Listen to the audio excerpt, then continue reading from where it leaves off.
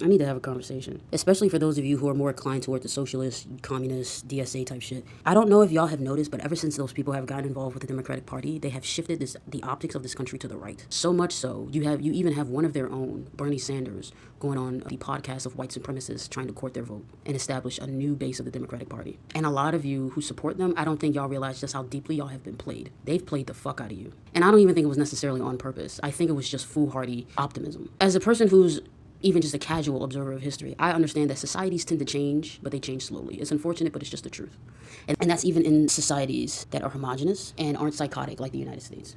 It takes a while for things to occur. It takes a while for things to change. It's an unfortunate reality of the human condition. But add into it America's obsession with racism and sexism, and as a result of those two things, the oppression that results from it, we move even slower. And I feel like there are a bunch of these DSA people, socialist people, while I don't necessarily disagree with their intentions, the way in which they have done things have been foolhardy to say the least. And they have put us in jeopardy. It is not to say that healthcare is a bad thing. I don't disagree with that. In fact, I am fervently of the belief system that the Democratic Party needs to shift their entire platform to be one in which we effectively say we are pro-child, not just pro-birth, but pro-child, in that every child should be able to eat, every child should have access to education, every child should have an expectation of safety from their community, every child should have access to healthcare, and so on. I fervently do believe that.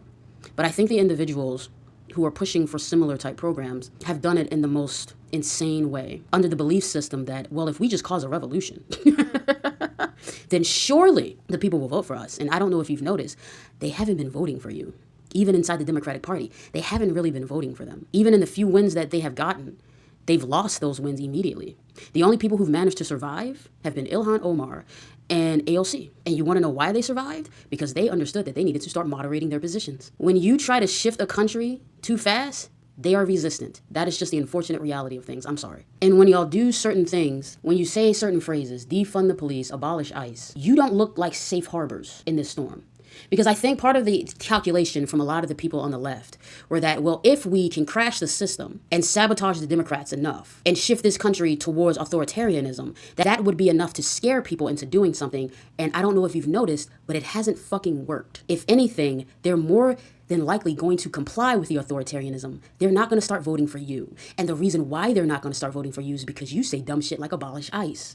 You do not look like a safe harbor in this fucking storm that they're in. You look like yet another storm. And for a lot of people, whether you want to admit it or not, it's the devil you know versus the devil you don't. And they know this devil. And for a lot of them, if they're white and they're male, they have privilege with this devil to some extent. They'll still be exploited. Don't worry about that. They'll still be harmed. But they still have the perception that they will be better off under the devil they know than the devil they don't. Abolish ICE doesn't mean anything. Because if anything, it makes you look like a fucking anarchist. Because when you say phrases like defund the police and abolish ICE, while I can sit down and listen to the people who make these arguments and I understand why they believe what they believe, and a lot of it has to do with what we choose to fund with our money versus what we don't, right? i.e., if we shift our funding to these other programs, it will require less of a need for these police-like institutions to do the things that they do.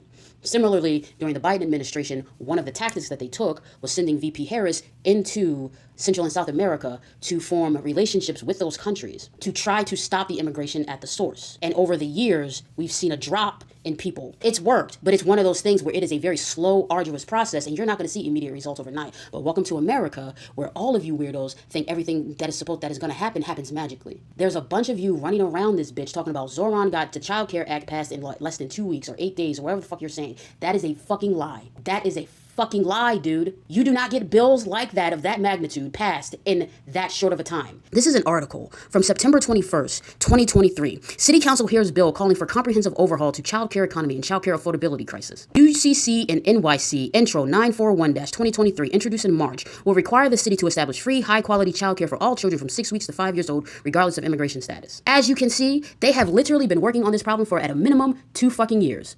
Because that's when the bill was introduced, in 2023. And I'm guessing some version of that bill just got signed. Your child care issue did not just start. He did not get it done that quickly. You have had people working on this shit. People inside communities, activists, actual community organizers, local politicians, working on this shit for the past 2 years. But y'all think this nigga got it done in 2 weeks? That's stupid. That's dumb. And it tells me you don't know much about how government works.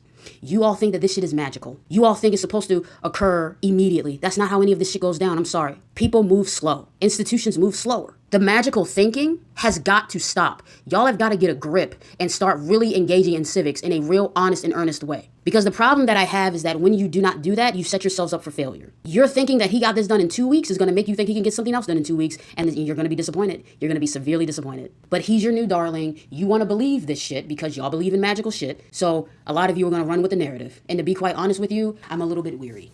I'm very weary. Back to abolish ICE. Beyond the fact that you look like anarchists who are worse than the devil that we know. Immigration and custom enforcement is what ICE stands for, I believe. Immigration enforcement, border enforcement, and customs enforcement. We have, I don't know how many tens of thousands of people traveling across our borders between Canada and Mexico every day. How many tens of thousands of people we have internationally leaving and entering this country every single day. ICE serves a function inside this government. It serves a necessary function. So you saying abolish ICE doesn't mean shit. The reason why it doesn't mean anything is because even if you get rid of this institution as it's named, it's going to be replaced with something else. Because border enforcement still needs to happen. Immigration enforcement still needs to happen. Customs enforcement still needs to happen. You're not abolishing shit. You're just running your mouths. And when you say this shit, again, you don't look safe to the people who are terrified. You have pushed them via your votes, via your inaction, via your constant critiques of the Democratic Party, while the Republicans have been free to roam and do whatever the fuck they want. You have pushed this society to a brink, to a breaking point.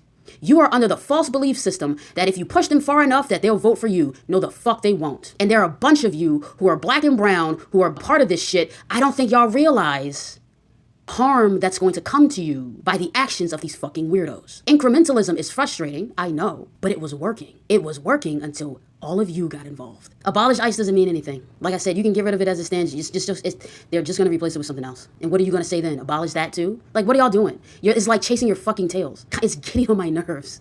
I can't stand this shit anymore. I feel like I'm being surrounded by sociopaths. And all of you, and it's not that you're bad people or that you want bad things. It's just that you haven't really sat down to think about how to accomplish things inside of a society that moves at a snail's pace. It takes decades to get laws passed. Years to get laws passed. It doesn't take weeks. The Overton window, as a result of a lot of the socialist behavior, has shifted to the right. They have not been of use to us. They have not been of use to black people. I'm sorry. And again, it's not that I disagree with them necessarily on policy. It's just that the way in which they go about things has been harmful and detrimental. I honestly think they're designed to cause harm, to disenfranchise the black vote. That's what it's starting to fucking feel like. Because that's the only thing that makes sense as to why their savior, Bernie Sanders, keeps sucking up to white supremacists. So yes, black people who are supporting this shit, you can probably get healthcare done. But if the new base of your party is a bunch of racist ass white men, do you think they're gonna share healthcare with you, bitch? Or are they gonna give you just enough to keep you barely alive? Do you think that they're really gonna expand voting rights in a way that is meaningful to you? Or are they gonna keep doing shit to you to fuck you up? You think you had gerrymandering in the South? I wouldn't be surprised if they start gerrymandering y'all in the North and in all the blue areas, because y'all want to throw y'all lot in with these weird niggas. I don't know what lies on the horizon. I can only hope that sanity reigns supreme and that we do get back to some level of normal, if only for just to give people an opportunity to breathe so that they can start thinking about what to do next. But black people really need to start thinking about how to insulate themselves from white America, how to build community, because at the rate they're going, even if the socialists do get in, they're not going to help you. They're courting the white supremacist vote, dog. Are y'all not seeing that shit? They're not going to help you. The black community needs to call everybody in and sit down and have a fucking conversation about what needs to be done. All of the rich people who have money, who've made money off of our backs, who've gotten to hundreds of millions and not billions of dollars, they need to be held to account as to why they have not built up institutions in our community that can help insulate us from this mess. They need to be held accountable. Y'all keep wanting to put y'all faith in these white people, and they keep showing you time and time again, whether they're on the left or on the right, they don't like your ass, and they would much prefer it if you had no power in this fucking system.